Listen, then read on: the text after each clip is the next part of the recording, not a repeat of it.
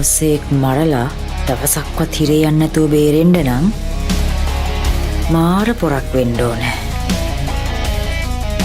ඉස්සර නම්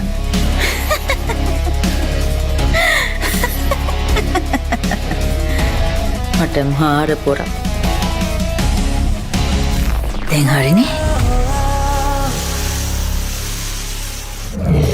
මගේ ජීවිතේ මම කරපු වැරදි 10ක් ආපහු හදාගන්න අවස්ථාව දෙනවා නම් ඒ 10 පාරම මම හදන්නේ ඊළඟට මගේ අතින් වෙච්ච වැරද්ද.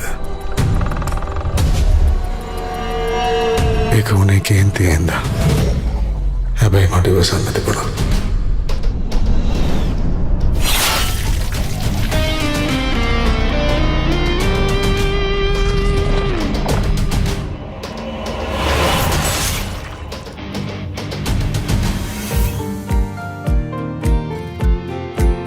මේකන නංගි මේ නංගි මම ඔයාගේ දුවගේ වයස විතර වගේ ඇති නේද අංක?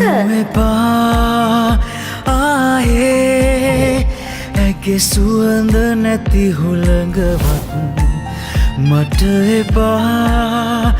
ආයේ වෙන කෙනෙකුගේ හුළඟවත් සුදු වැලි දමා ගිය මග දිගේ ආයෙමත් මා සොයා අතැඟිලි බැදන් ඉස්සර වගේ මහා හිනැහි.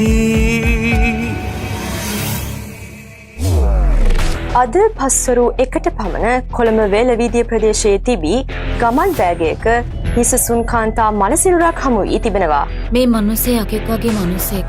අයිසේ තමුසෙමනි කිව්වේ ආදරේ කරුමයක් නම් අයින් කළා දාන්න ඕනේ කියලා. මරලා දාන්න ඕනේ කියලා. ඉතින් මේ ඒ ආදරේ නෙමෙයිද? ගොඩක් අපරාධවල හොයන්න තියෙනවා කියනවා වගේ කවුද එක කළේ කියලා විතරයි. මේක කවුද කළේ කියලා හොයන්නත් ඕනේ. කාටද මේ අපරාධ කරලා තියෙන්නේ කියලා හොයන්නත් ඕනේ. මෙම තරුණිය ආහාර ලබාගෙන පැය 2ක 3ක විතර කාලයක අතර තමයි මෙම මරණය සිද්ධ වෙලා. සබෙල්ල කපපු තැන shopping bag තියලා එක්ෂීට්